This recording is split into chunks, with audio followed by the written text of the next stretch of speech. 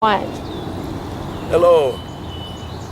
This week we are going to be opening the fourth book of the Torah, the book of Numbers, Bemidbar, it's called in Hebrew, and it's really sort of a travelogue.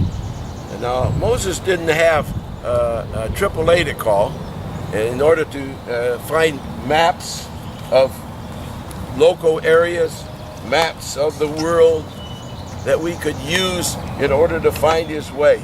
But I have my maps, I have my luggage, and I have my prayer books. So I am ready to keep a journal and be able to tell my story as I go through life. Now this fourth book of the Torah, some people think is not very interesting because it's all about travel, it's all about going from one place to another. But you know, that's really necessary, because they are in what we call the wilderness or the desert. And you know, it's all about difficult times that they have, overcoming those difficulties, wandering for 40 years in the desert.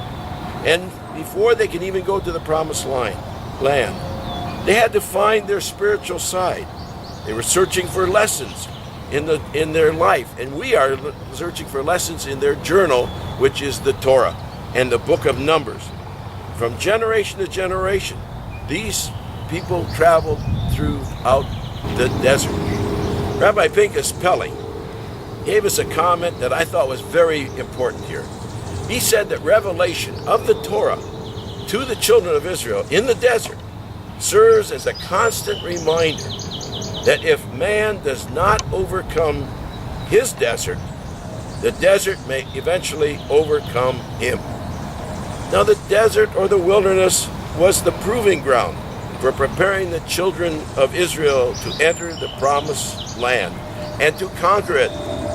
And that's sort of where we are, and how I'd like you to look at Bemidbar as we read it this year.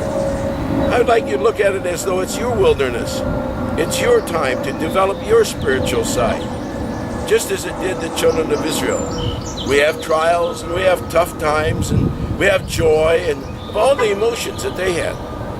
And we have a chance to create the same atmosphere and get tough sometimes when times get a little bit rough on us. So God doesn't abandon the children of Israel or the covenant that He made with them or their ancestors while they're struggling in the desert or in the wilderness.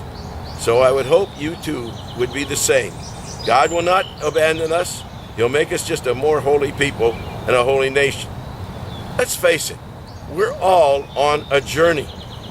We are all in the wilderness, the tough desert from time to time.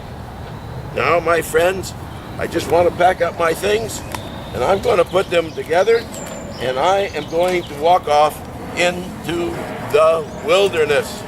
So come join me as we go on this trip.